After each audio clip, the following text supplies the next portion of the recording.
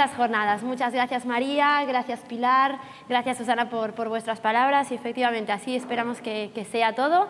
Aquí estamos en los renglones torcidos de Eros. Os damos la bienvenida tanto a los que estáis aquí con nosotros como a los que estáis acompañándonos desde muy lejos ahí en streaming, que por cierto aprovechad y estar con la mantita en el sofá, que yo no veo, no me voy a enterar, así que nada, ¿qué deciros? Pues que durante estos 2 días no vamos a estar hablando de sexo como una técnica y una práctica, vamos a estar hablando de Eros, ¿no? Esa fuerza vital que nos empuja, nos sostiene, nos transforma, como decíamos. Vamos a estar hablando de la sexualidad como experiencia humana, como un territorio de encuentro, de autonomía, de creatividad, de deseo. Porque aquí no vamos a estar hablando de discapacidad, vamos a estar hablando de posibilidades, que no es lo mismo, de placer que no está en los libros por lo que sea, de cuerpos que no piden permiso para sentir, de sexualidades que no caben ni en los moldes, ni en las normas, ni en las etiquetas. No vamos a hablar de lo que falta, vamos a celebrar lo que brota, el humor, la ternura, la creatividad, el deseo y, ¿por qué no, la rebeldía? Porque cuando una persona con discapacidad vive su sexualidad con libertad, no solamente se empodera a sí misma, sino que nos transforma a todos y todas, absolutamente a todos y todas. Así que por eso pues, vamos a empezar con un espacio que precisamente trata de alma porque nos vamos a enfocar.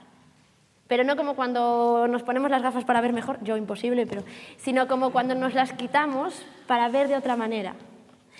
Y para dar comienzo en este espacio, pues me acompañan 4 personas que no saben mucho, que sí saben mucho, pero lo que más importante es que sienten mucho. Por eso digo que no saben mucho, porque lo que es que sienten mucho. Y que no vienen a dar una cátedra, sino que vienen a compartir su alma.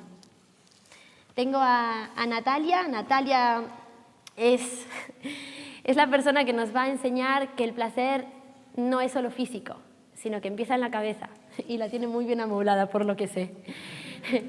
Ella es psicóloga, es sexóloga, pedagoga, docente en educación especial y también preside la Asociación Estatal de Sexualidad y Discapacidad.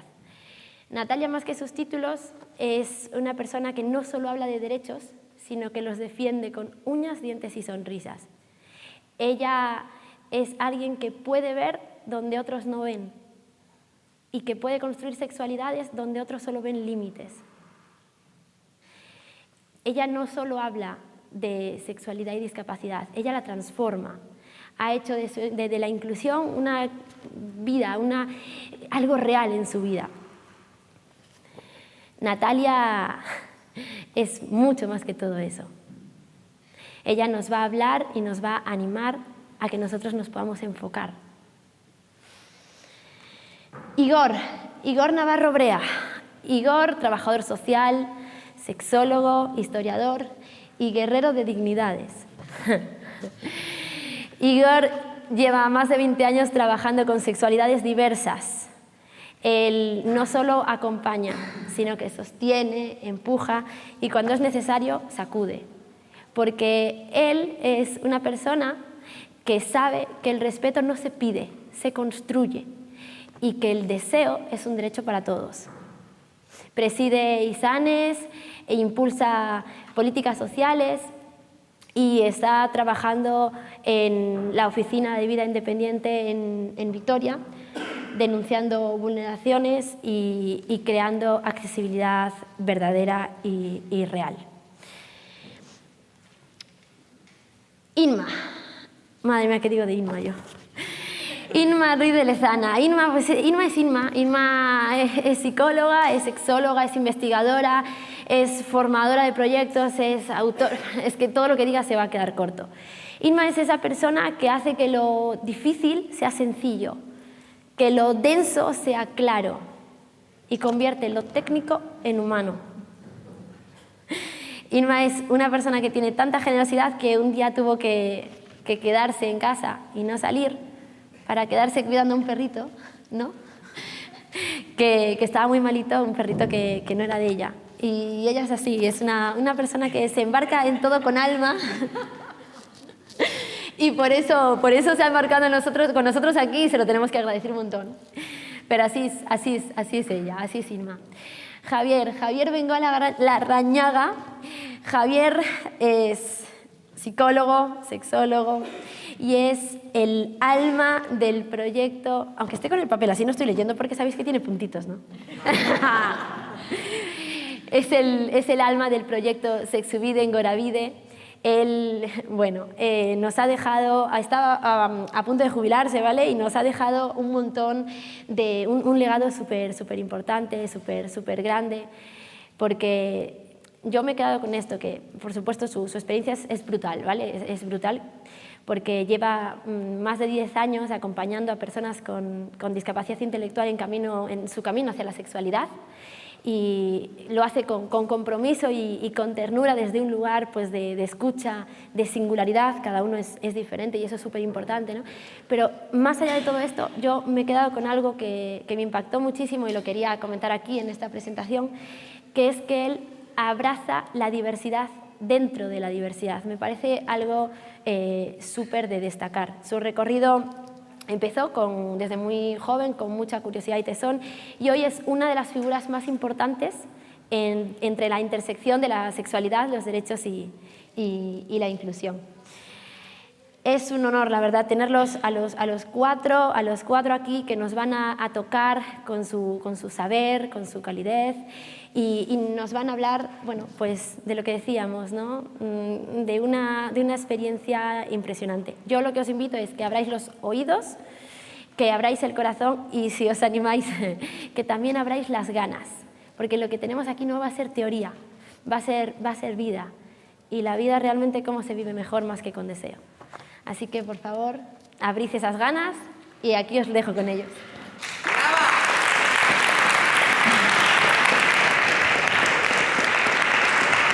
Hola. Oh. Bueno, pues empezamos, ¿te parece, Inma? Si me das autorización y permiso. Bueno, yo, Corina, agradecerte esta maravillosa presentación. Yo creo que en la vida, mira, nos han hecho una presentación tan maravillosa. Yo quisiera unirme a los agradecimientos pues a la AES por invitarme, por considerar que yo aquí podía aportar en este espacio con una temática que tanto me apasiona y en la cual me llevo dedicando hace más de 30 años. Agradecer también al comité organizador, y mi agradecimiento va como profesional del ámbito de la sexología, pero también como hija que tiene padre y madre con discapacidad, y como pareja, que también mi pareja tiene una discapacidad. Así que, en este sentido, pues mi agradecimiento por abordar esta temática que no siempre resulta sencilla. Uniendo un poco a lo que comentaba Susana en su presentación, y echaba la vista atrás cuando presentábamos y organizábamos un poquito aquí la mesa, y es que fue en el año 2000, en el 2008, hicimos unas jornadas en Burgos que se denominaron Burgos, un alto en el camino. En esas jornadas, si os acordáis, justamente un año antes del Congreso de Valladolid, fue unas jornadas temáticas monográficas donde dedicamos a darle vueltas al ámbito de la sexualidad, la discapacidad y las diversidades. Una de las realidades que surgían dentro del ámbito de quienes nos dedicamos a la sexología era la necesidad, la escasez y la ausencia de documentos marcos que avalasen el porqué de la necesidad y visibilizaran esa necesidad de reconocimiento de derechos sexuales y reproductivos. Esto hace 17 años. Han pasado 17 años y a día de hoy podemos decir que yo creo que todas las personas que estamos hoy aquí en esta sala, otra cosa no estaremos de acuerdo, pero sobran argumentos, sobran documentos marcos referenciales que avalen y sobre todo visibilicen la importancia y la necesidad de reconocer los derechos sexuales y reproductivos de las personas con discapacidad. Pero ¿y si ya tenemos esos documentos marcos? Están reconocidos en las leyes, en las legislaciones, están reconocidas en la evidencia científica, están reconocidos en los principios de dignidad, de justicia, de equidad. ¿Qué es lo que pasa? Porque en la realidad nos encontramos ante una paradoja en la cual sigue siendo habitual que sean continuadas y además estén muy presentes de forma sistemática la vulneración de derechos de las personas con discapacidad. Entonces, ¿dónde están las barreras?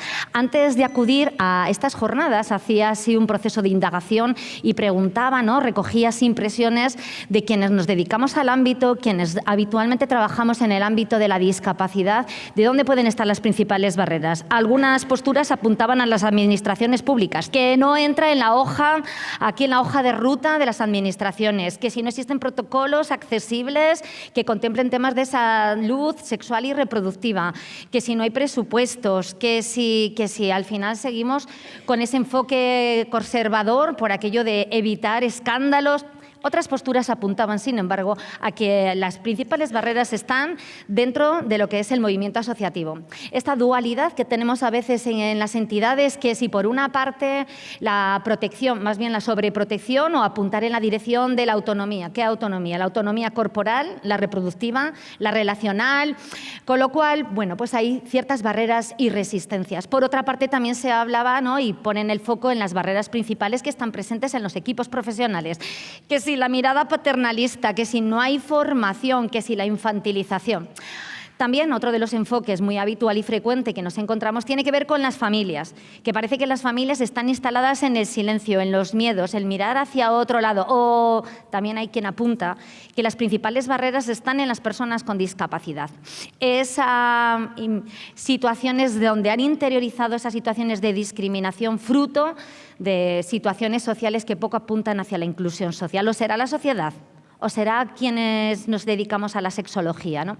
Fijaros que volviendo a los derechos, ¿no?, y en el marco de los derechos, que es un poquito lo que yo quería comentar, quería traeros, pero sobre todo empezar por los derechos fundamentales personalísimos. Estos derechos fundamentales personalísimos que nos corresponden a todas las personas por el hecho de ser personas.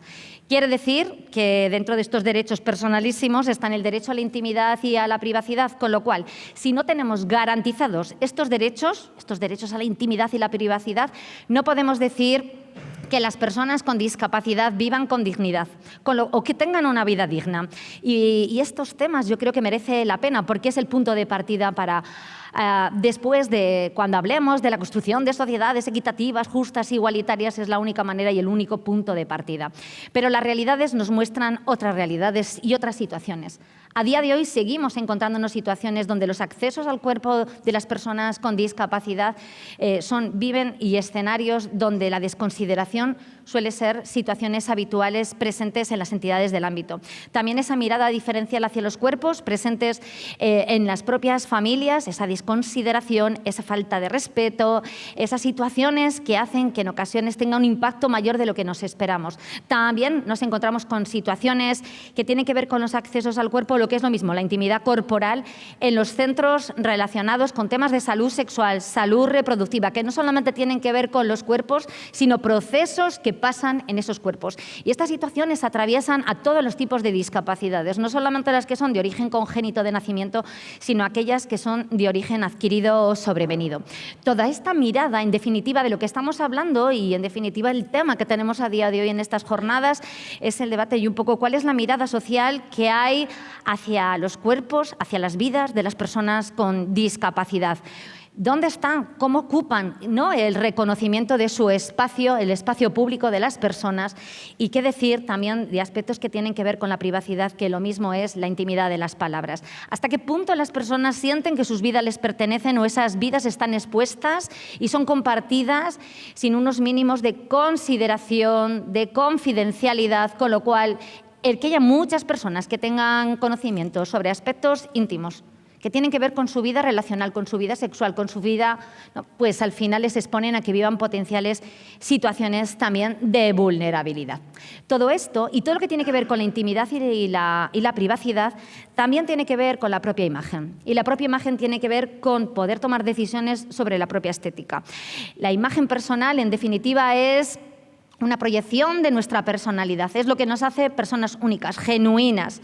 Las personas con discapacidad en ocasiones tienen esa oportunidad de elegir sobre su propia imagen, sobre su propia estética. En muchos casos va a ser una estética elegida por parte de su entorno y a veces infantilizada. La infantilización, tema que seguiremos hablando durante toda esta jornada, también les coloca en un plano de vulnerabilidad de cara a la sociedad.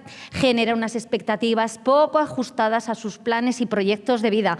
Genera que haya una falta de información, que no tengan acceso a una educación sexual integral, inclusiva, diversa, igualitaria, ni que decir el protagonismo que no se les concede o las situaciones de violencia a las que son expuestas las personas por esa mirada hacia la infantilización.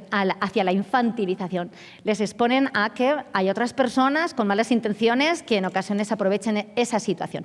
Pero no se nos puede olvidar que además estas situaciones también nos tocan de cerca, también están en los despachos, están en las consultas de sexología, están en hasta qué punto tenemos recursos y acompañamos. Pero entonces, ¿dónde están las barreras? ¿Dónde están las barreras? A mí me gustaría que en esta sesión de hoy pudiéramos también mirarnos hacia adentro de cómo profesionales quienes nos dedicamos a la sexología, cómo miramos la sexualidad de las personas con discapacidad. Si miramos a las sexualidades en una mirada en horizontal, si nos ponemos en su piel o cómo miramos a las personas. Creo que merece la pena recordarnos que las sexualidades y las discapacidades, como decía antes, ninguna de las personas que hoy estamos como profesionales a día de hoy aquí estamos vacunadas para vivir una situación de una discapacidad adquirida o sobrevenida. Ninguna de las personas estamos vacunadas para tener una lesión medular, un daño cerebral adquirido. ¿Quién nos dice que alguna de las personas que estamos hoy aquí seamos portadoras de una enfermedad rara? Oye, que quizás el día de mañana nos encontremos en el otro lado.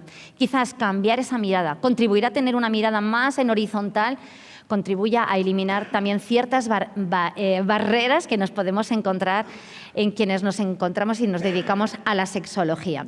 Quizás, como profesionales, seremos capaces de hacer que el marco del hecho sexual humano algo que sea más digerible, más cercano, más accesible a todas las personas, también a las personas con discapacidad.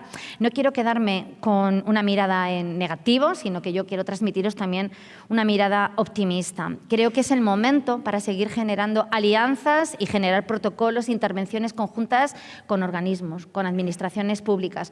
También la oportunidad de dar voz a las propias personas para que sean agentes activos y que sean quienes lideren el cambio social, porque no hay nadie que sea más experta en su vida que las propias personas con discapacidad. La importancia de los recursos y, sobre todo, yo creo que también hay una parte importante, actuar desde la generosidad, el compartir todo lo avanzado para que no parezca que empezamos desde cero, y desde ahí creo que desde la sexología, desde esa mirada y desde el compartir, será desde donde podamos seguir avanzando y contribuir a ir quitando y derribando esos mitos, esas falsas estereotipos que siguen estando presentes, en definitiva, esas barreras. Y yo hasta aquí, y si queréis, ahí he dejado cosas para el debate.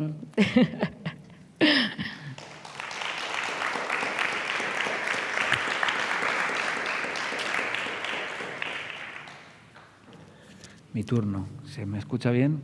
Sí, Jorge. Vale, perfecto. Yo también quiero dar las gracias a la presentación a Corina. No me la esperaba, creo que como ninguno de nosotros y de nosotras, y me ha encantado. También dar la gracia a la consejera, le he recogido lo de la diversidad es la norma. A mí me gusta decir siempre que la diversidad es la característica más hermosa que tiene la especie humana. Es decir, tenemos varias características, posiblemente esa diversidad, el hecho de que no haya ningún individuo que sea igual que el otro, es lo más hermoso que tenemos. Y que encima se ha causado precisamente por lo que nos une, es decir, por el hecho de ser una especie sexuada, que de dos individuos diferentes sale un individuo que es diferente incluso, que comparte aspectos, creo que es algo maravilloso. También en la presentación que hacía Susana acerca de las jornadas y que recorría un poco o recordaba un poco ese recorrido de la AEPS y de las diferentes jornadas que se han realizado, yo me he encontrado, decía que había leído hace poco un poco los libros de actas y todo eso. Yo participé en las jornadas del 2002 en la erótica del encuentro, se llamaba aquella jornada, no como sexólogo, ni mucho menos, porque en aquel momento yo tenía 20 años, 19, no recuerdo, acababa de terminar el instituto, yo creo que era mi primer año de universidad y vamos a decir que captado un poco así sin intención por la sexología. Fue la primera jornada en la que participé a pocos años de yo adquirir mi discapacidad. Y precisamente lo que hoy me trae aquí, o lo que me ha traído durante todos estos años a trabajar la sexología, la sexualidad, fue que cuando yo tuve mi accidente y adquirí mi discapacidad, que cuando decimos adquirir parece que es que la compras en algún mercado. Yo me encontré con apoyos. Yo estuve en Toledo, en el Hospital de Parapléjicos, durante casi un año. Yo me encontré con muchos apoyos de fisioterapia, apoyos de la medicina, apoyos de la terapia ocupacional, pero en cambio a mí nadie me habló en ningún momento de sexualidad, ni de lo que me pasaba en el cuerpo, ni de todos aquellos cambios que tenían no solamente que ver con el cuerpo, sino con lo que yo hasta ese momento, yo tenía 17 años, lo que yo había aprendido, porque se me había enseñado, vamos a decir, de una manera formal o informal, acerca de lo que era la sexualidad, qué era ser hombre también, algo muy importante, y cómo todo aquello en un momento yo ya no encajaba. No encajaba en esos modelos de género y no encajaba en aquel modelo erótico. Yo había aprendido qué es lo que había que hacer cuando tenías una relación sexual y de repente me daba cuenta de que mi cuerpo no respondía. Yo había aprendido también qué era lo que se suponía que era ser un hombre y cómo se tenía que comportar un hombre, y cuáles eran los atributos o los mandatos que iba a tener que cumplir un hombre en mi presente y en mi futuro. Y me daba cuenta de que muchas de esas cosas yo no las cumplía y que no las iba a cumplir. Todo aquello me descolocó y eso hizo que en un primer momento pues pasas por unos duelos. Yo pasé por el duelo de mi erótica, pasé por el duelo de mi hombría, por decirlo de alguna manera. Y tuve que, a puro huevo, como se suele decir, tuve que ir explorando, tuve que ir haciendo ensayo-error hasta encontrar mi lugar. Y después vino la sexología a darle contenido a muchas de esas cuestiones que yo había ido trabajando, a muchas de las cosas que yo tenía en la cabeza que yo pensaba que tenían que ir por ahí, a esa deconstrucción que yo tuve que hacer tanto de mi erótica como de mi forma de sentir la masculinidad y a su vez, como os he dicho, también tuve que ir luchando contra otro tipo de barreras. Es cierto, yo llevo 30 años trabajando esta cuestión de garantizar la lucha por la garantía de los derechos fundamentales y de su ejercicio por parte de las personas con discapacidad o con diversidad funcional. Hablo de su ejercicio porque muchas veces cuando hablamos de la Convención de la ONU por los derechos de las personas por discapacidad o de los derechos de las personas con discapacidad, en todos los ámbitos parece que es que hay unos derechos especiales y lo que estamos hablando es de todas las dificultades que un colectivo se encuentra para ejercer los mismos derechos fundamentales que tienen todas las personas, incluso en este ámbito de esos derechos sexuales y esos derechos reproductivos.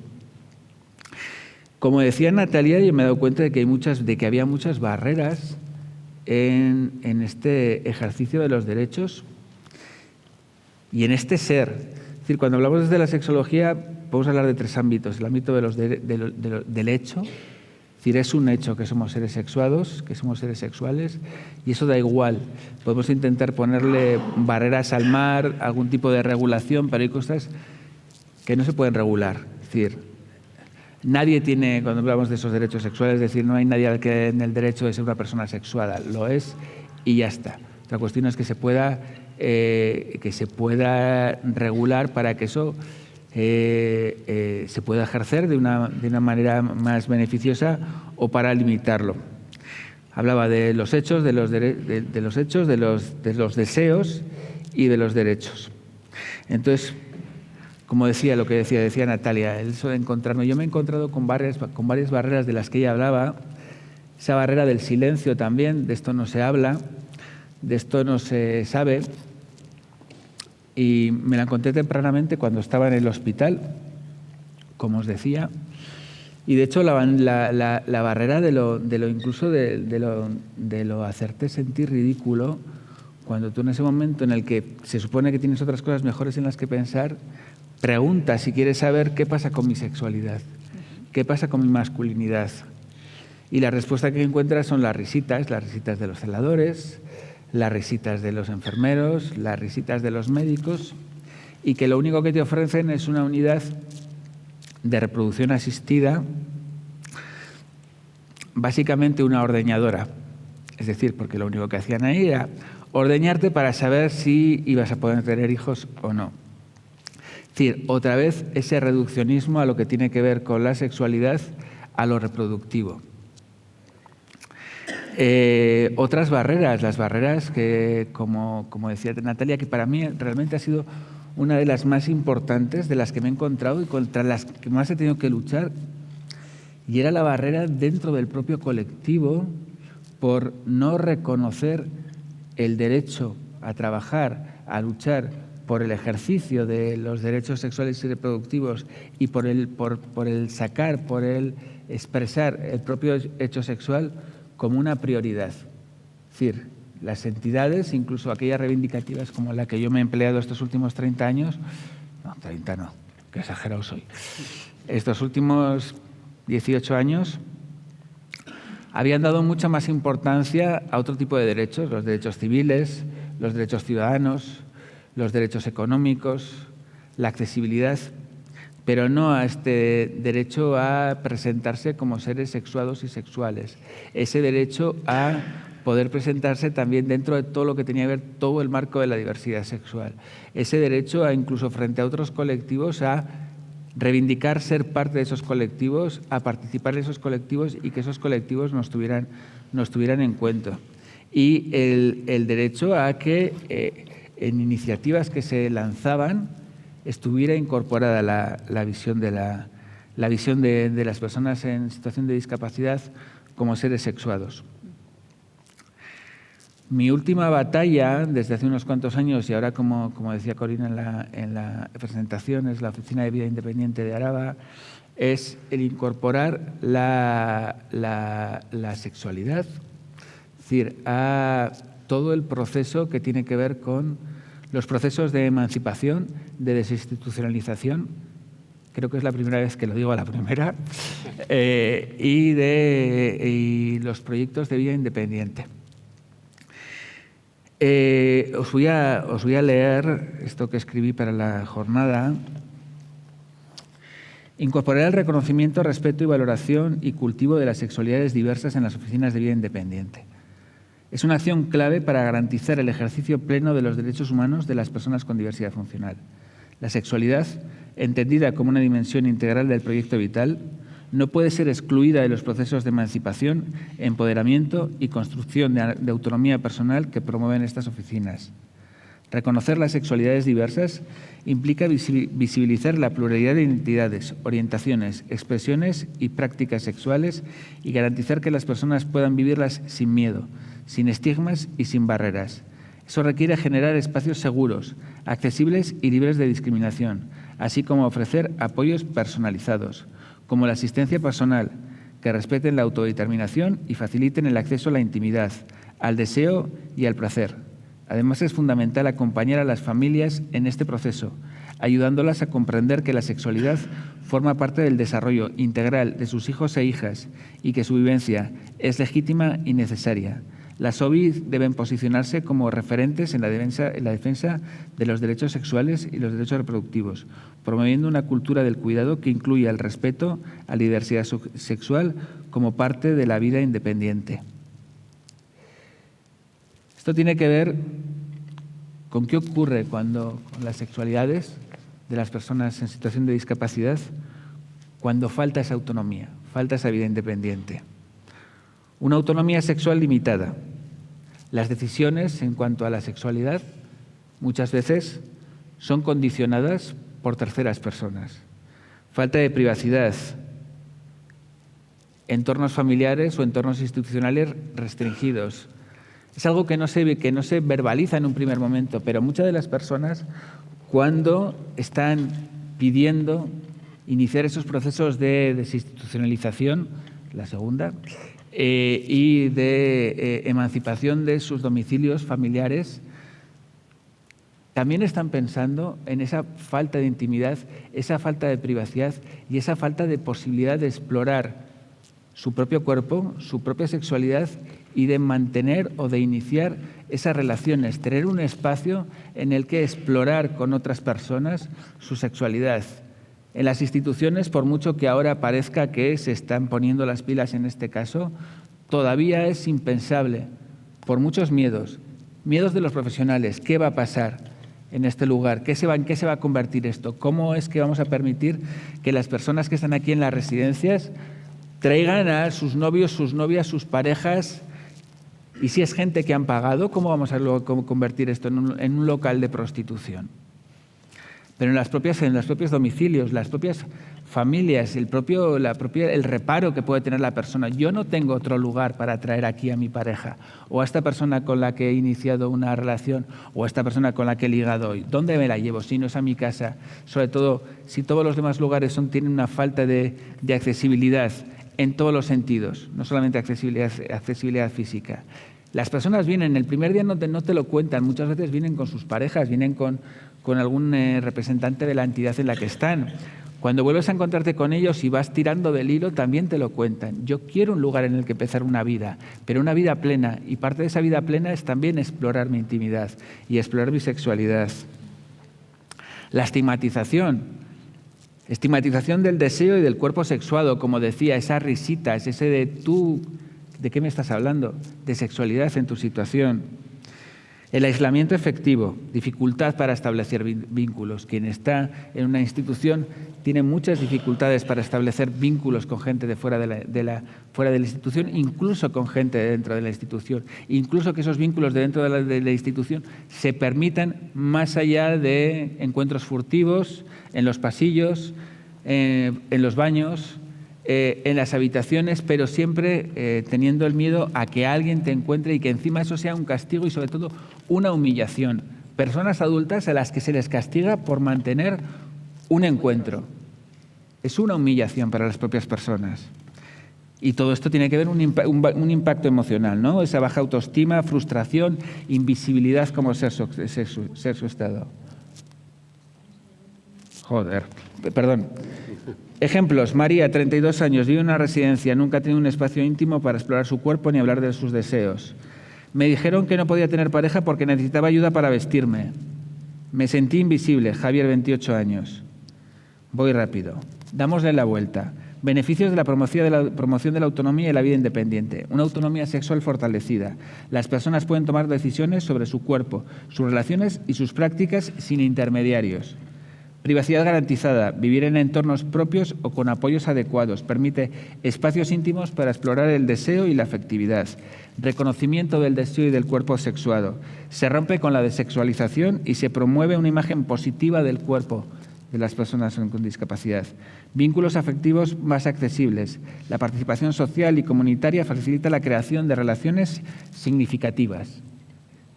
Bienestar emocional, mejora la autoestima, se reduce la frustración y se potencia el sentimiento de dignidad y de pertenencia a la sociedad. Es imposible que alguien viva una vida satisfactoria si no vive una sexualidad satisfactoria, más allá de las prácticas, satisfactoria hacia sí mismo, hacia sí misma, hacia los vínculos que crea. Ejemplos. María, 32 años, vive en un piso con apoyo. He podido tener una relación de pareja, explorar su cuerpo y participar en talleres de educación sexual. Cuando me mudé a mi propio espacio sentí que por fin podía decidir sobre mi cuerpo. Empecé a salir con alguien y descubrí que también tengo derecho a amar. Javier, 28 años. Y la pregunta que marco, ¿qué condiciones materiales, sociales y profesionales son necesarias para que las personas con discapacidad vivan su sexualidad con autonomía y dignidad? Eskerrik asko. Muchas gracias.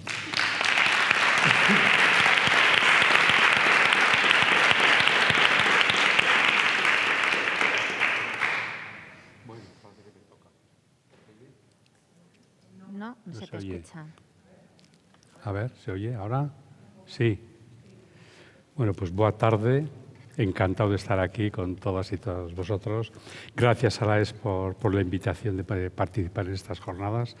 Me encanta escucharos, ¿no? Entonces, muchas de las cosas que te escucho son las que vivo yo, porque yo estoy trabajando desde hace muchos años dentro de una entidad y en residencias de estas que tú estás contando, ¿no? Entonces ahora contaré un poquito esa experiencia, ¿no?, mía. Claro, yo llego al mundo de la sexología desde la discapacidad intelectual, ¿no?, desde ese ámbito, yo creo, privilegiado que es la relación del cuidado, ¿no?, que nos coloca en un lugar en el que las personas nos permiten entrar, ¿no? Claro, la ética del cuidado nos pone en contacto también con las vulnerabilidades y necesidades de la persona. Y a la vez estas necesidades y vulnerabilidades nos exige el poder dar respuesta a estas personas en lo que nos piden, ¿no? Y yo creo que aquí surge el compromiso, por lo menos desde mi lugar, de decir, hay que acompañar también todas las sexualidades, toda la diversidad sexual, si realmente queremos cuidar bien, ¿no? Y bueno, entre otras cuestiones, cuando yo entro como psicólogo en Goravide, que es la entidad en la que trabajo, ¿no?, en viviendas, pues una de las cosas, no que me impacta, pero me interpela, es lo que me cuentan respecto a su sexualidad, ¿no? Y claro, yo creo que me interpela sobre todo pues porque yo tampoco tenía esa mirada del hecho sexual humano, ¿no? Es un poco como cuando tú estás en Toledo y nadie ve que tú tienes una sexualidad, ¿no? Un poquito vas con el automático y entras y bueno, y en cuanto haces así un poco sin más de poner la oreja, pues van saliendo un montón de cosas, ¿no? Claro, entonces ahí me viene la necesidad de aprender, lógicamente, porque no tenía yo mucha idea de toda esta cuestión sexológica más que la experiencia y lo que veía, ¿no? Y ahí conocí a José Landarroita Jauregui porque teníamos, digamos, clientes en común, ¿no? Y curiosamente, a partir de ahí es cuando conocí a los que están en esta mesa. Natalia, poquito después que José nos llevó a Burgos en la experiencia que tú estabas haciendo en España. No sé si al año siguiente empecé yo el máster de sexología sustantiva en Valladolid y me encontré con Igor, que ya estaba en el segundo año. Y luego, pues no sé si un par de años después, o no, un añito después, en Bilbao haciendo el training de sexología clínica, ¿no?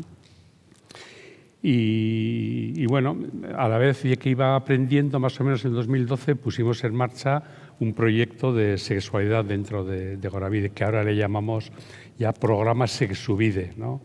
Que Sexuvide es un poco un juego de palabras con el nombre de la entidad en la que estamos, que es Goravide, que más o menos es camino hacia arriba, hacia adelante, avanzando. Entonces, Sexuvide sería un poco el camino hacia el sexo, ¿no? Ese es el nombre que ya, bueno, desde hace unos años en la entidad pues conocen el programa que estamos llevando, ¿no? El objetivo era muy claro, era que pudieran tener entornos y apoyos para que pudiesen desarrollar su sexualidad de la manera que ellos considerasen más adecuada, ¿no? Y comenzamos con proyectos, con planes individuales. No empezamos con un gran macroproyecto con cuestiones teóricas, porque además no llegábamos. Quisimos empezar con cosas pequeñitas desde el principio y que ya se moviera desde un inicio algo en la vida de las personas, ¿no? Diseñamos también, bueno, la idea era diseñar una herramienta que pudiese ampliar un poco la mirada también de la sexualidad hacia las personas, que no nos quedáramos con esa visión genital, coital, heterosexual y ya está, sino bueno, diseñamos una herramienta con la que pudiésemos indagar qué es lo que la persona quería, qué es lo que la persona necesitaba, cuáles eran sus anhelos, ¿no? Y poniendo en marcha estos proyectos, estos pequeños proyectitos, pretendíamos que se fuese contagiando a toda la entidad, ¿no? Dentro de este proceso había una persona que nosotros le llamamos facilitadora, que yo creo que es clave porque es una persona cercana a la persona con discapacidad, que le acompaña, que le conoce y muchas veces también hace casi de traductora, ¿no? Porque hay personas que no se comunican con el lenguaje oral, se comunican de otra manera. Para eso hay que estar muy cerca de la persona y hay que conocerles, ¿no? Ahí empezamos, ¿no? Con esos pequeños proyectos. Rápido vimos que hacía falta también sesiones de educación sexual y de ahí también empezaron a salir necesidades de acompañamientos o asesoramientos, digamos, más individuales con algunas dificultades que iban saliendo. Y vamos, yo lo que voy a contaros ahora un poquito son varias de estas experiencias, de estos planes, bajar un poquito a tierra, ¿no? El primero que pusimos en marcha fue Yone y José Mari, que eran dos personas que eran pareja, que ya vivían en la misma vivienda con otros compañeros y compañeras unos cuantos años, que querían compartir habitación, ¿no? Y bueno, pues eso que ahora suena como tan, ¿no?, pues tan pequeñito, ¿no? Pues fue un trabajo un poco complicado. Hubo que hablar con tutores, familias, compañeros, compañeras profesionales, la dirección, las coordinaciones, ¿no? Y todos con miedo a ver qué es lo que iba a pasar, ¿no? Dices, bueno, pues efectivamente no pasó nada. Sí pasó que esta pareja pudo empezar a vivir, ¿no?, solo, juntos, en la misma habitación, en una vivienda en la que igual vivían pues más de 10 personas, ¿no? De hecho, además, se unió otra pareja de la misma vivienda al carro y también empezaron a vivir juntos. Y este paso, que puede parecer como muy sencillito visto desde ahora, propició también que cuando se fueron enterando de otras residencias y viviendas, pues otras, yo creo que ahora mismo como en 5 o 6 residencias y viviendas hay parejas que están compartiendo habitación, ¿no? Algo que para mí cuando empezamos era ¿no?, impensable, ¿no?, dentro de la entidad, que a veces, ¿no?, si dices, bueno, que hagan un proyecto, que vayan a vivir de manera autónoma y tal, pero dentro de la entidad cuesta muchísimo más iniciar proyectos de estos, más si lo haces en una residencia que puede haber mucha heterogeneidad, ¿no? ¿Qué más? Pues tenemos a otro caso, ¿no?, otro proyecto, Josean. Un chaval de 30 años que vive en una residencia, tiene grandes necesidades de apoyo, es un hombre súper cariñoso, inquieto, no tiene lenguaje oral, utiliza siempre pañal, ¿no? Bueno, pues eso, es muy cariñoso, muy tal, y no tiene tampoco conciencia de lo que es íntimo privado y empieza a masturbarse en lugares comunes, ¿no? Entonces, bueno, lo que dijimos, este hombre tiene necesidad efectivamente de explorar su cuerpo de una manera pues más digna, digamos, ¿no?, en un ambiente más íntimo. Y lo que hicimos fue, bueno, pues poner en marcha un plan en el que una monitora o un monitor tenía, yo creo que eran 2 veces a la semana, un ratito para estar con él, con distintos materiales y bueno, para explorar su cuerpo con la ayuda que necesitara, ¿no? Valiente también el tema, bueno, porque además también cada persona que acompañaba en la actividad pues llegaba hasta un punto, llegaba hasta otro, ¿no? A esto le llamamos el placer de los sentidos, la piel. Todavía se sigue manteniendo la actividad, lo cual a mí me encanta, ¿no? Y esto sirvió a la vez para impulsar otro proyecto en una gran residencia donde viven 70 personas con grandes necesidades de apoyo y, bueno, pues un proyecto similar y a la vez el poder hacer algo que llamamos el taller El placer de los sentidos, que era algo que a mí me inspiró un poquito aquellas primeras experiencias que vi cuando estuve en Burgos, ¿no?, la sala de estimulación que llamaba. Nosotros lo llamamos, y todavía le sigue llamando ya con la actualidad, ellos, todos los monitores, el taller El placer de los sentidos, un lugar de encuentro donde hay distintos materiales, un sitio discreto con luces tal, olores, hay masajeadores, colchones que vibran, ¿no?, con distintos espacios, bueno, donde van explorando sus ¿no?, digamos, todas las sensaciones corporales, y también puede ser un lugar de encuentro entre las personas de la residencia, ¿no? Otro tema, Ignacio, un chaval de 20 y tantos años, ¿no?, entró con un tema relacionado con la identidad sexual, ¿no? Vivía en una residencia también grande con distintas unidades convivenciales. Y bueno, pues él decía que le gustaba vestirse de mujer, que a veces se sentía mujer, que otras veces se sentía hombre, que a veces quería, pues eso, quería tener pechos, qué tal, ¿no? Y lo que sí pedía es decir, quiero poder estar en un espacio, en mi casa, en la que estoy viviendo ahora, donde pueda estar vestido de mujer y que se me acepte como tal, ¿no? Que en principio pues es algo también bien sencillo, no va más allá, ¿no? Bueno, pues fue lo que hicimos, y este hombre pues sí que tiene ahora mismo un espacio donde cuando tiene su deseo pues expone un poco su parte femenina, digamos, ¿no?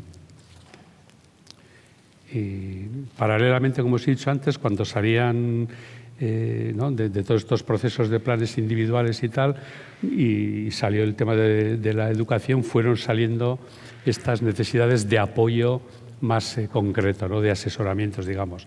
Es el caso de Soledad, una chica de 18 años que, bueno, pues también que tiene que ver con su identidad sexual, que venía diciendo que quería transitar al otro sexo, ¿no?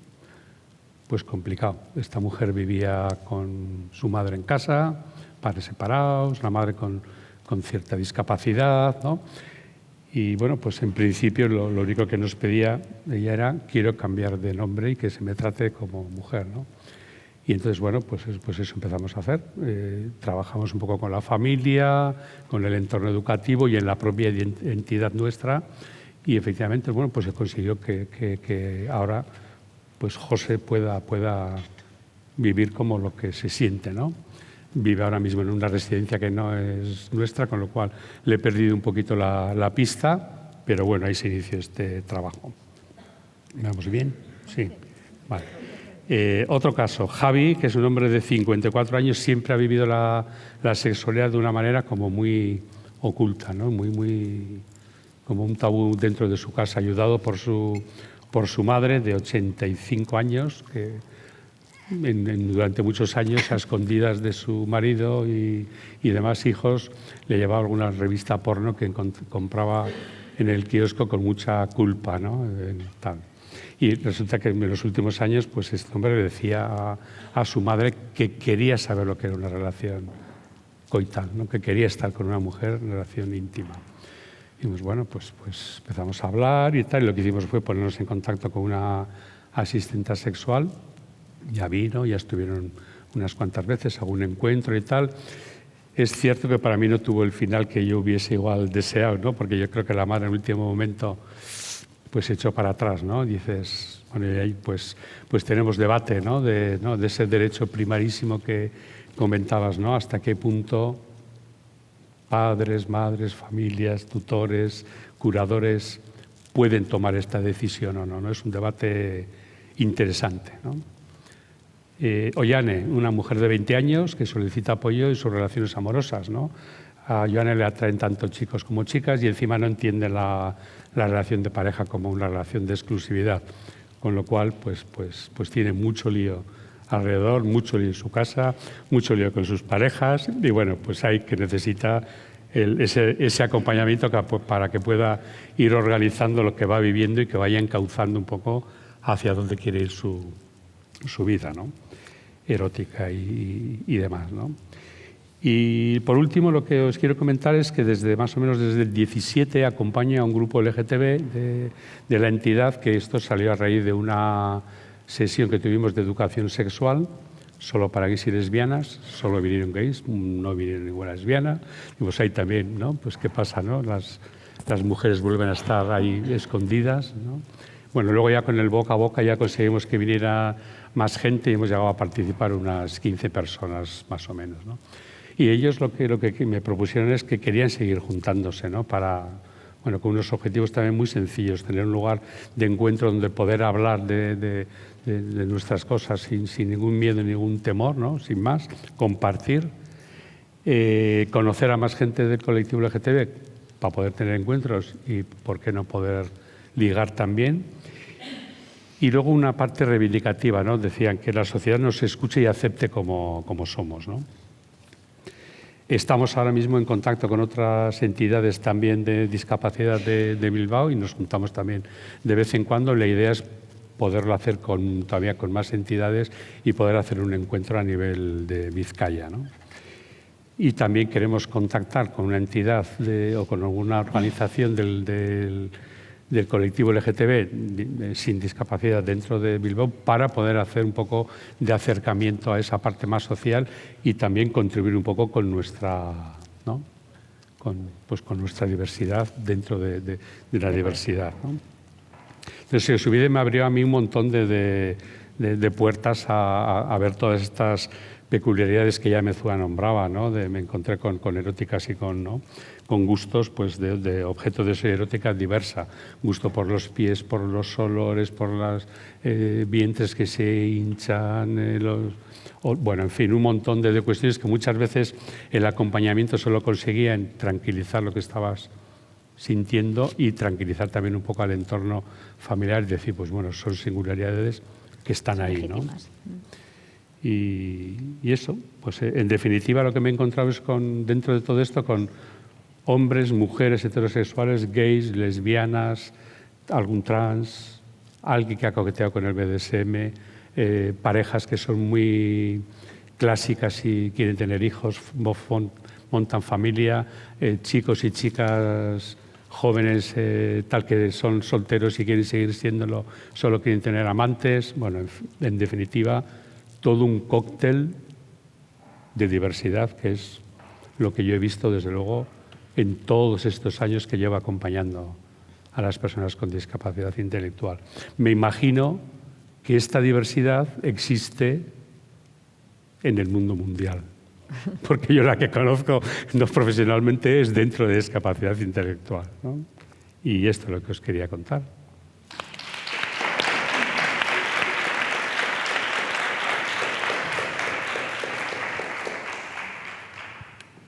Bueno, yo voy a necesitar apoyo para que me controléis también el tiempo.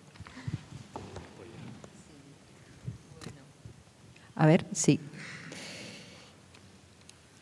Bueno, como se trata de enfocar, yo vengo a proponer en este foco esta mirada apreciativa de este asunto que habitualmente se descifra desde este marco del hándicap, la dificultad, la adversidad, la carencia. Pues yo vengo a darle un poquito la vuelta. Me toca, ¿no? Porque hemos hecho ya el recorrido en el interés de este espacio, de enfocarnos, pues queremos compartir esa mirada apreciativa que pone el foco en las aportaciones que estas situaciones de discapacidad nos da, y nos da a la comunidad en general y especialmente a la sexología que nos dedicamos a estudiar la diversidad, ¿no? Pues voy a estar siguiendo un poco el guión porque es que me he currado mucho los puntos que quiero señalar, así que igual se hace un poco tedioso, pero bueno, me vais a controlar. Espero que no. Vengo sobre todo, pues como estamos en este marco de la EPS, a evidenciar, a señalar unas aportaciones que creo que, y he experimentado, o sea, que nacen de mi experiencia, que el ámbito de las situaciones de discapacidad aportan a la sexología y además de aportaciones también como que corroboran evidencias teóricas fundamentales. Entonces, a mí se me plantea que el asunto de la discapacidad, además de ser un ámbito de intervención, es un campo, un espacio de producción de conocimiento sexológico de primer orden. Porque, además del encuentro, la sexología emerge madurita, rica y muy bien situada.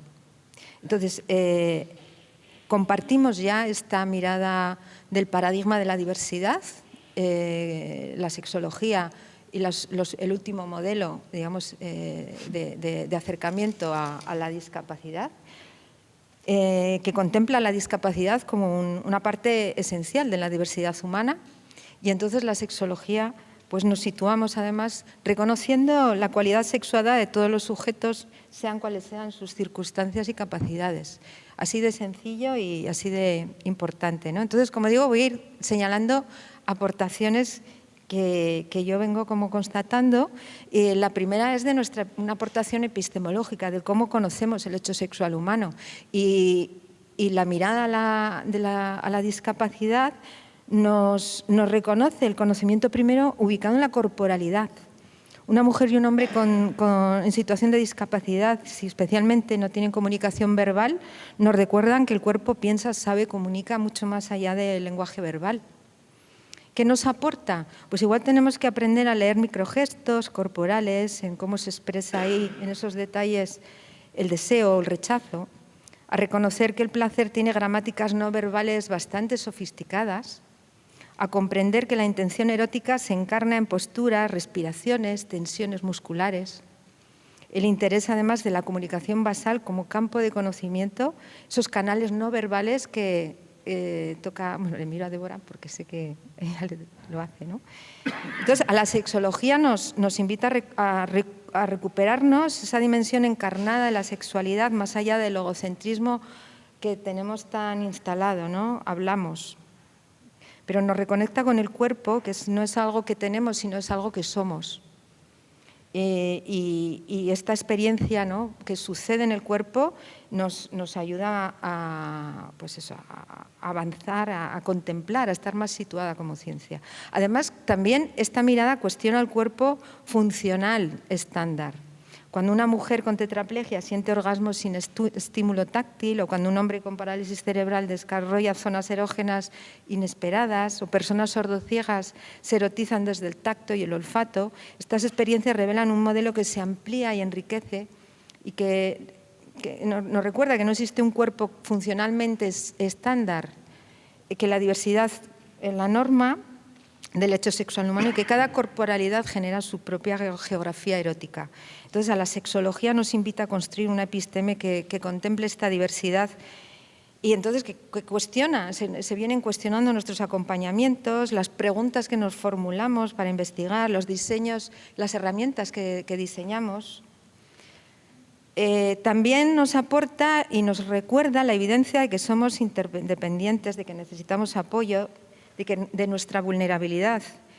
Esta evidencia de que la sexualidad siempre es relacional, siempre necesita de contextos de cuidado en relación y desmonta de base la idea del sujeto sexual autónomo, revelando que la identidad erótica requiere de ecosistemas de apoyo, de que el deseo surge en contextos de cuidado y de reconocimiento y que la vulnerabilidad no es debilidad, sino es al revés, es ese contexto amable donde se posibilita el encuentro.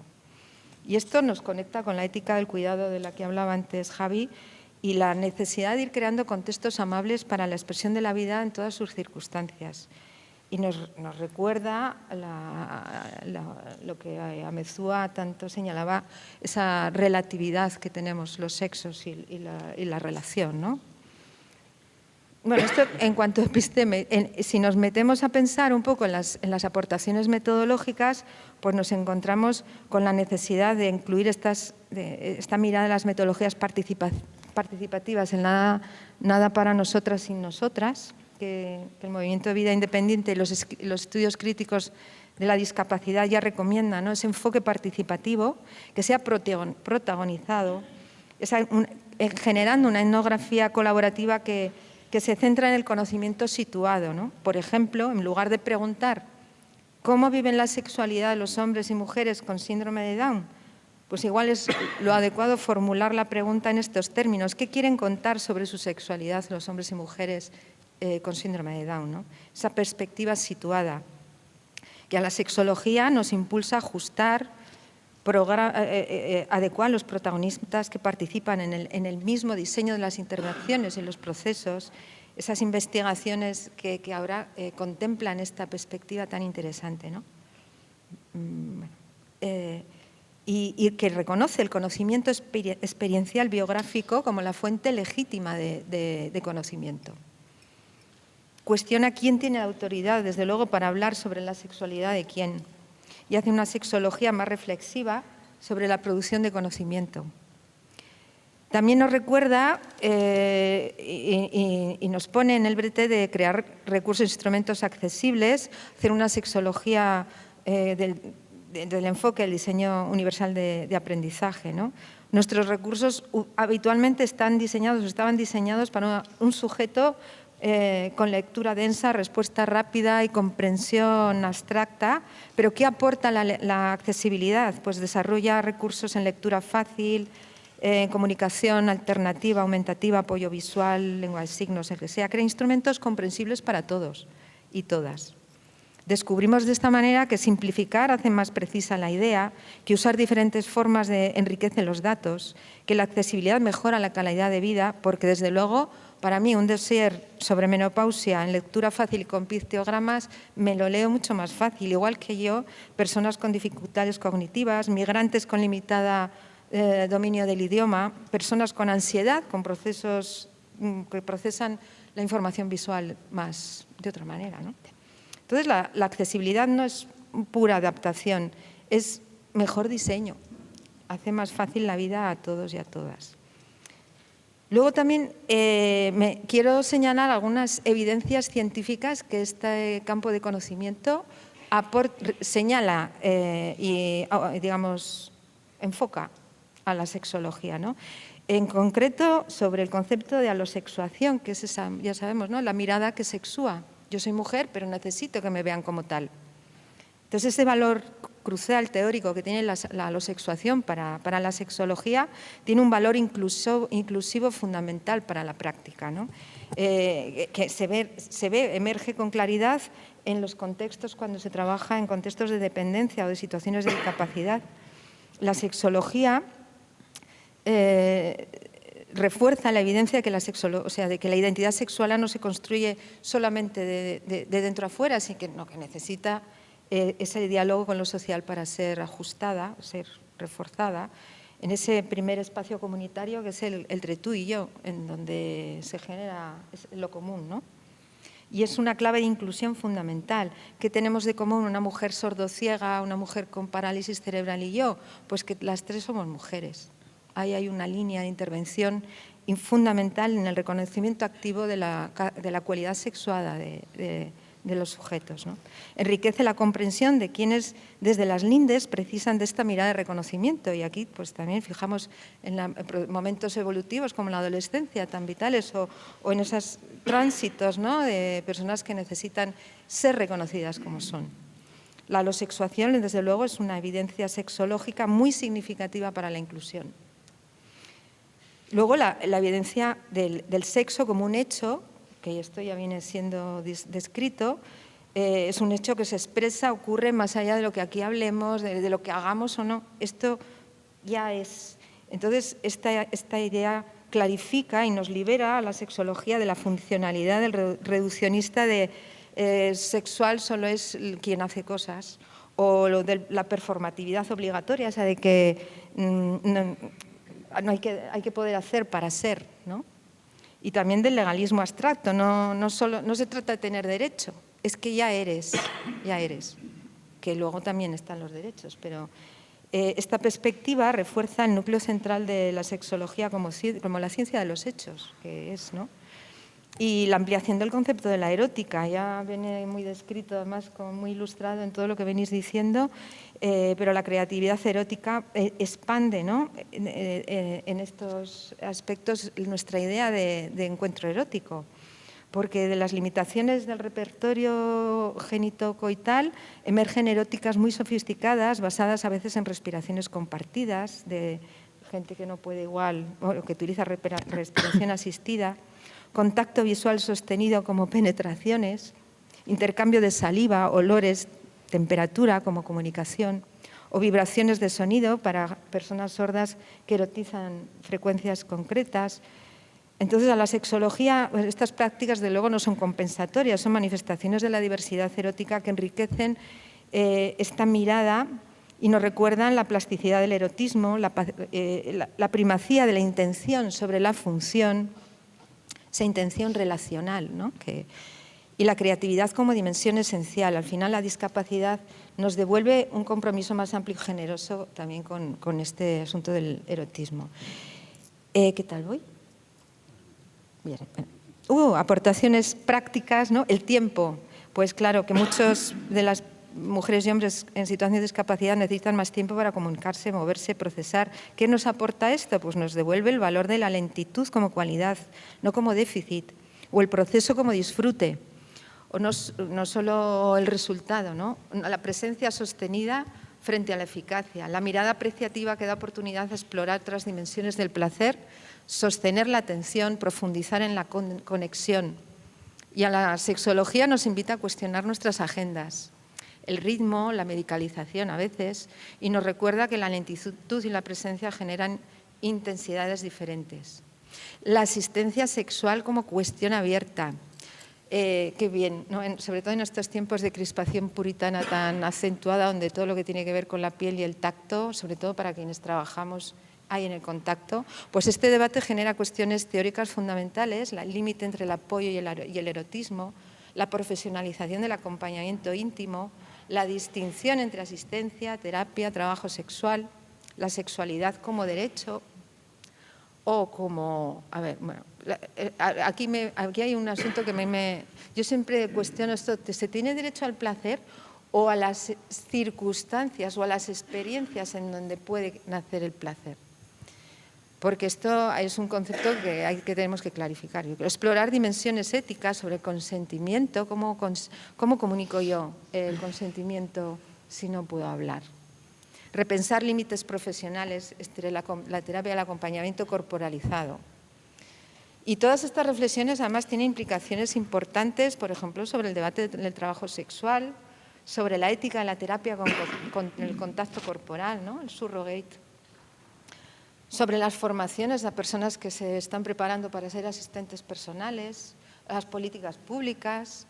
Bueno, nos recuerda también la intervención centrada en los ecosistemas, porque si trabajas con gente en situación de discapacidad, habitualmente en situación de dependencia, pues tienes que trabajar con las familias que sobreprotegen, con las profesiones de apoyo que evitan a veces el tema porque no saben cómo hacer, con las instituciones que a veces prohíben y eluden, con la comunidad que reproduce el estigma y los estereotipos.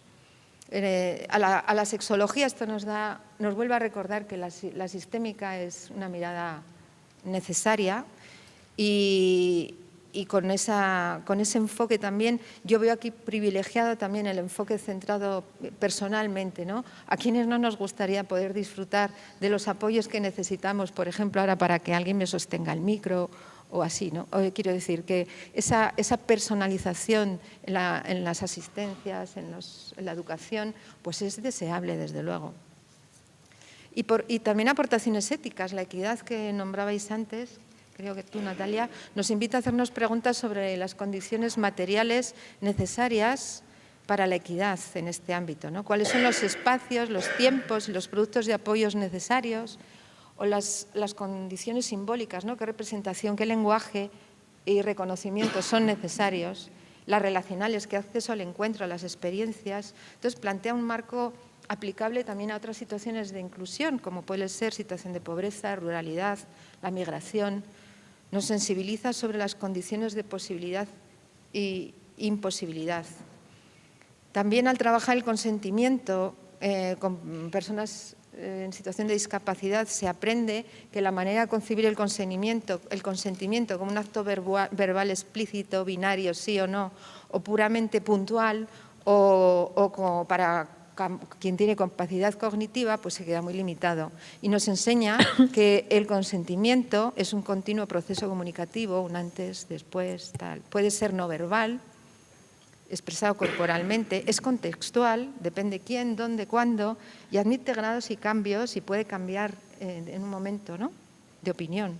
A la sexología esto nos da un marco más sofisticado del beneficio del trabajo con el consentimiento en otros ámbitos y la despatologización. Mira, hay una entrada interesantísima de trabajo ahora en la neurodiversidad, que ya contempla desde el paradigma de la diversidad que el TDAH, el autismo, la dislexia son formas diferentes de procesar el conocimiento, ¿no?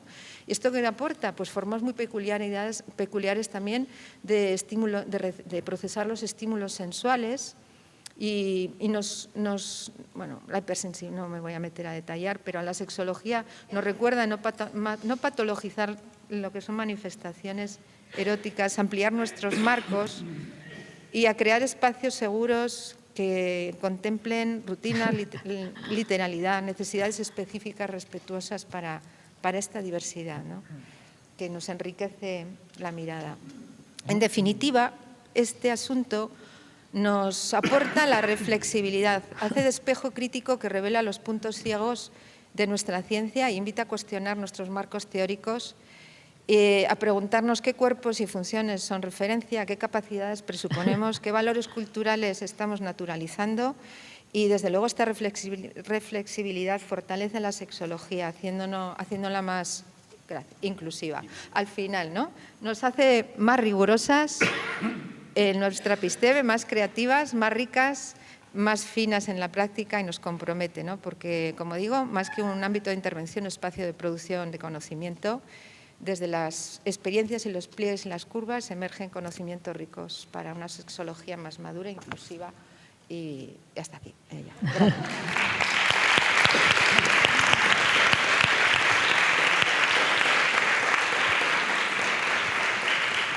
Bueno, como ya hemos soltado un poquito lo que queríamos volcar, ya habéis entendido que nuestra mesa, nuestro espacio, iba de que cada cual, ¿no?, hablaba un poquito enfocaba un poquito desde su ámbito y, desde luego, ahora nos habíamos planteado compartir unas cuestiones que teníamos un poco recogidas, que creíamos que pueden ser convenientes plantear, pero, desde luego, la función que tenemos ahora con estas preguntas es crear un diálogo, que igual tenéis alguna más interesante que plantear. Si no, yo me gustaría abrir en este tono ya apreciativo. A mí, bueno, me sale preguntar a mis compañeras de espacio cuáles son estos factores motivadores y estos factores facilitadores que habéis encontrado en vuestro recorrido, en el trabajo en este ámbito de las discapacidades, las situaciones de discapacidad. ¿Qué os ha ayudado con lo difícil que es, ¿no? Parece. Bueno, pues no sé, si queréis hablo. Bueno, pues yo es que sí que es verdad que un poco en la presentación planteaba un poco la presentación, exposición de barreras, pero sí que un poco lo que quiero transmitiros, yo tengo una mirada muy positiva, muy optimista en el abordaje de las sexualidades de infancias, adolescencias, juventudes, adulteces y vejeces. Yo, si he hecho la vista atrás, para mí, yo llevo 30 años trabajando en el ámbito de la discapacidad. Y en el año 2010, cuando se fundó la Asociación Sexualidad y Discapacidad, ¿no?, que va a hacer 15 años, yo era impensable, o sea, yo no me imaginaba todo lo que íbamos a recorrer en estos últimos 15 años, ¿no? El hecho de poder generar también ciertas alianzas con administraciones públicas. Yo soy partidaria de todo lo que vayamos haciendo, pues ir generando ciertas alianzas que perduren en el tiempo. O sea, no quedarnos solamente con la formación, con la intervención puntual, sino aprovechar esos escenarios para ir generando documentos que guíen la práctica profesional, el que se pueda incorporar en la educación sexual desde el contexto educativo, desde edades tempranas, ¿no? Y un poco desde ahí, en los últimos años, la verdad que tengo esa mirada optimista de todo lo que hemos ido avanzando. Yo creo que hay que utilizar como alianzas también a las grandes plataformas del ámbito de la discapacidad y a los organismos, instituciones públicas. Creo que también la experiencia en el ámbito, esa experiencia de llevar desarrollando y utilizar también el rigor científico, creo que también eso es un aval que nos facilita el que sigamos trabajando estas temáticas y que cada vez tengamos mayor presencia, ¿no? A poner así a modo de ejemplo, ¿no? Yo el hecho de una de las cuestiones que me ha sorprendido muchísimo, porque es verdad que a veces desde fuera puede parecer como que hay muchas resistencias o que en su momento, y por poner un ejemplo de uno de los programas que he venido desarrollando en los últimos años, en su momento el Ministerio de Educación se puso en contacto con nuestra entidad hace un par de años, para el desarrollo de unos materiales educativos para trabajar con esas infancias, adolescencias, juventudes con necesidades educativas especiales, ¿no? El programa Educases, que posiblemente os suene. En su momento ahí empecé a darle vueltas a la elaboración de los materiales desde esa accesibilidad universal. Bueno, este programa concretamente hicimos un pilotaje y se hizo en Canarias. El motivo... Natalia, perdona, sí. Perdona que te interrumpa. Como factor así Sí. motivador, La acogida, quería decir un poco la respuesta que tuvieron, ¿no? O sea, salió la oferta por el boletín oficial y cuál fue la sorpresa, ¿no? Que en definitiva participaron 70 centros educativos, más de 2.000, que a veces pensamos que puede haber resistencias en la participación y en este caso para mí una de las sorpresas fue la acogida, enorme acogida, abrumadora acogida de los programas desde edades tempranas, o sea que a veces... Una de las cosas que me motiva es algo muy simple y muy de bajado a tierra, ¿no? Es decir, que aportar un poquito de felicidad en las vidas, que eso lo estoy viendo, que es real, ¿no? Entonces a mí eso me sigue motivando, mogollón. Y luego, ¿no? Digamos que cosas así que te sirven también es cuando ves que transmites a las familias, a los profesionales, esta otra sexología que nosotros no conocemos y sabemos, es como que entran y entonces es mucho más fácil todo lo que puedas plantear y hacer, ¿no? En conjunto con ellos. A mí eso me parece... Bueno, pues a mí lo que me motiva y lo que he visto como un factor muy facilitador del trabajo es el introducir la sexología sin que parezca que la introduces. Es decir, en diferentes ámbitos en los que trabajas, por ejemplo, en la oficina no trabajamos directo. Es decir, en la oficina yo no digo a nadie que yo soy sexólogo, ni lo sabe quien lo sabe, pero se introduce y cuando tú recibes la respuesta y ves que alguien te agradece, y además el hecho de estar de alguna manera con un igual, con un par, también eso facilita el diálogo, facilita que se hable de los temas. Eso a mí me motiva y me facilita. Es decir, el saber que la labor que estamos haciendo ahí un poco, sin decir que la estamos haciendo, está facilitando. Incluso el poder, el que tú seas una herramienta. Es decir, yo muchas veces, cuando participo en ciertas iniciativas, en ciertos encuentros, en ciertos grupos, yo trato de que mi presencia en esos grupos cambie la mirada. Cambie la mirada, es decir, en un ámbito que tiene que ver con la sexualidad, que tiene que ver con la erótica, que tiene que ver con muchas cosas que hemos hablado aquí, las diversidades de relaciones, las diversidades eróticas, las diversidades de todo eso, en el que ese grupo no se espera hasta que yo entro por la puerta que alguien como yo vaya a estar allí. Y cómo eso produce un cambio de mirada que luego se me verbaliza, que me motiva, pero que yo sé que ha generado un cambio permanente. Ha sido poco tiempo, pero va a generar un cambio permanente en cómo a partir de ese momento se va a añadir esa perspectiva a la interiorización, al trabajo y al reconocimiento de la sexualidad. ¿Encarnas la experiencia? Sí, algo así. Sí, sí. Bueno, que estamos también queriendo salir un poco del diálogo así a cuatro, sino abrir un poco vuestra participación. Si tenéis alguna aportación, algo que os gustaría señalar, alguna cuestión que hacer.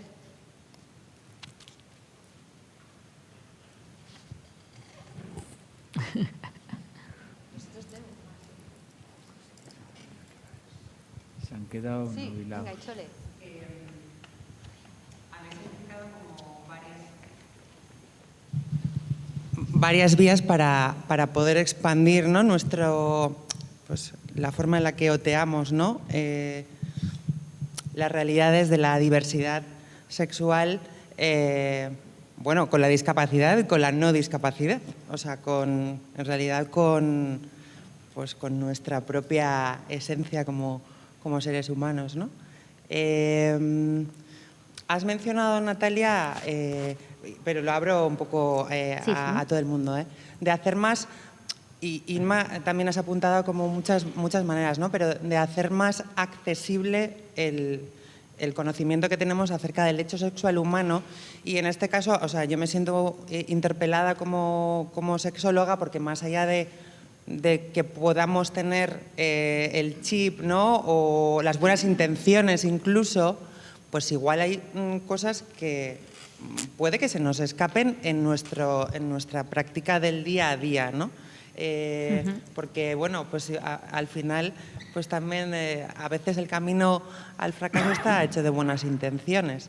Entonces, más allá de que, y más, has puesto un montón de ejemplos, ¿no? Pero en nuestra, bueno, no solo práctica, y también en nuestro posicionamiento como sexólogas y sexólogos, ¿no? Como gente que trabajamos con el hecho sexual humano y con una episteme concreta, ¿qué pistas o qué cosas podríamos en ese ejercicio como sexólogas y sexólogos mejorar para ponernos un poco las pilas? Pues mirad, yo creo que la principal barrera que tenemos a veces quienes nos dedicamos a la sexología, desde mi experiencia, es pensar que siempre estamos hablando a profesionales del ámbito de la sexología.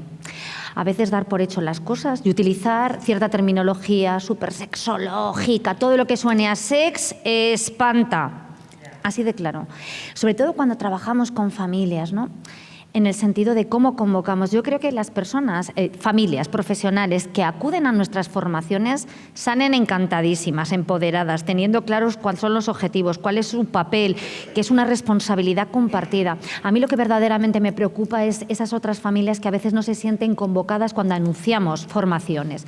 Yo no soy partidaria de cuando hacemos educación sexual, y esto puede ser un tema de debate desde lo sexológico, yo no utilizo terminología sexológica, eso de anunciar taller de sexualidad para familias, todo lo que suene a sex les lleva a, y lo que se les despierta sobre todo en el ámbito de la discapacidad intelectual, a muchas familias es ¿cómo? ¿Que van a enseñar y van a animar a mi hijo a manejar los genitales? ¿Cómo? ¿Que le van a animar a que tenga a mi hija, la del chándal de Winnie the Pooh? Con lo cual muchas veces las familias no se sienten convocadas. Yo soy más partidaria de cuando hacemos una convocatoria de una formación, tirar de carta. A lo largo del desarrollo evolutivo, infancias y adolescencias pasan por diferentes procesos. La importancia de los cambios corporales, la gestión de los afectos, las relaciones interpersonales, porque es la manera donde las familias, nuestras familias, se van a sentir convocadas. ¿Él? O una merendola. Bueno, también esa parte ahí de tener... Convocar a socializar, ¿no? Es verdad. O sea, es mucho... Esa parte... Ya, es que no la tengo. Ahora sí. Esa parte del café entre medio, yo la comparto. Yo esto de hacer charlas de hora y media me niego. O sea, yo 4 horas taller con un café intervención, donde las familias se te acercan a hablarnos y después hablan entre ellas. ¿A tu hijo también le da por estas? Yo pensaba que solamente era el mío. Porque ahí enseñamos también a las familias a hablar entre ellas. Es tan bonito, por poner el ejemplo de las familias. Pero creo que a veces tenemos que rebajar y ajustar nuestra terminología. Y luego existen a Chole ya un montón de recursos y apoyos súper interesantes que manejamos, pero en silencio, porque es verdad que requiere de mucha creatividad ir creando los apoyos necesarios que cada situación particular requiere. Entonces, quienes llevamos ya un tiempo, pues Natalia, Igor, igual de otra manera, Javi, Débora, o sea, tenéis ya, ¿no? O tenemos ya una cartera de recursos inventados, creados, muy interesantes y desconocidos, porque al final lo que creo que es muy interesante llegar a estandarizar estos apoyos para que sean accesibles también a nuestro gremio, ¿no? Yo creo que hay una cuestión básica cuando se hace educación sexual o incluso, me da igual, el asesoramiento o terapia, y es que se visualice. Es decir, creo que es muy importante que cuando se utiliza cualquier tipo de material para hablar de cualquier cosa, que todo lo que se visualicen, ya sean imágenes, dibujos, discursos, relatos, de alguna manera se incorpore esa diversidad, se incorpore a la diversidad funcional cuando no se le ha llamado. Es decir, que no solamente se trabaje, aparezcan las imágenes, aparezcan los dibujos, aparezcan en los relatos, aparezcan en los vídeos, aparezcan en las... porque se va a trabajar el tema, sino que estén ahí, porque eso hace que la persona que esté, es decir, una persona con diversidad funcional, sea cual sea la afectación, se sienta interpelado y se sienta reconocido, pero también hace que el resto de la audiencia empiece a reconocer. Porque una de las cosas que generan esa diferencia, ese rechazo incluso, es el que tú no te sientas reconocido en esa educación sexual o en ese trabajo de la sexualidad o que todos los ejemplos no te reconozcan, pero también que tú veas que el resto de tus compañeros, compañeras, el resto de la sociedad no te van a reconocer porque no estás en esos materiales, no estás en ese discurso, no estás en esa película, no estás en ese relato, no estás en ese libro, no estás en esa... Cuando se te incorpora, cuando estás así, porque sí. Es lo mismo que en el cine, es lo mismo que en los anuncios. He repasado últimamente 30 años de anuncios de comerciales para otra historia sobre la presencia y la imagen de la discapacidad. No he encontrado apenas ninguno. Eso marca esa diferencia, eso marca ese rechazo, eso marca ese desconocimiento, y en lo nuestro lo mismo. Si estamos en los materiales, cuando no se nos llama, cuando se nos interpela directamente, se empieza a generar esa forma de trabajar más cercana. Igor, veo que Alfredo... Perdón. No, sin perdón. Buenas tardes. Estamos recibiendo por aquí algunas de las preguntas que llegan a través del streaming. Vale, Sexo Consciente pregunta, dice que se generan muchas diferencias en lo social, lo médico, los espacios donde viven, los profesionales, las familias, en el trabajo. Entiendo que está sobre todo enfocado a todo esto, las diferencias que hay en las diversidades... Perdón, que no tenía el micro cerca. Las diferencias que hay entre el trabajo con las diversidades físicas, las discapacidades físicas y las intelectuales. Esto es lo que pregunta Sexo Consciente. Bueno, yo por decirte, en la oficina no tenemos ninguna distinción, estamos trabajando lo mismo, al principio fue casi una imposición de la institución y no lo veíamos porque pensaba que iba a ser muy dificultoso. Ahora estamos viendo que eso está aportando, esa diversidad dentro de la diversidad, está aportando mucho, nos está aportando para poder trabajarlo, para poder conocer y también tratar de... A nosotros se nos ha abierto, a mí personalmente se me ha abierto mucho los ojos en toda la dificultad que yo pensaba que iba a tener al trabajar con afectaciones cognitivas y el desarrollo, y como eso me está aportando mucho para mi trabajo. Sí. Están haciéndonos señas ya, Penélope, ahí de que ya son terminar. las 6:30 y que tenemos que terminar y que va a haber un descanso porque luego es la asamblea, ¿verdad? ¿A qué hora es la asamblea? Ya. A las 7 es la asamblea. Entonces estamos así, ahora muy a gusto, pero tenemos que terminar. Yo que no he dado las gracias aquí a toda la organización, a quienes habéis hecho todo esto con tanto cariño. Pues sí. Y muchas gracias.